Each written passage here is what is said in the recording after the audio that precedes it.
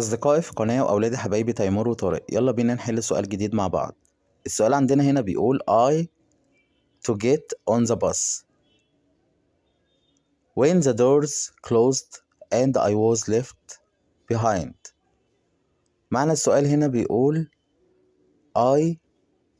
احنا نختار الإجابة هتبقى A I was going، لأن احنا عندنا هنا في الجملة في when، وطالما في when في الجملة يبقى في الجزء من الجملة الفيرب بلس ing، فاحنا ما عندناش غير الفيرب بلس ing غير فأول اختيار عندنا اللي هو A was going.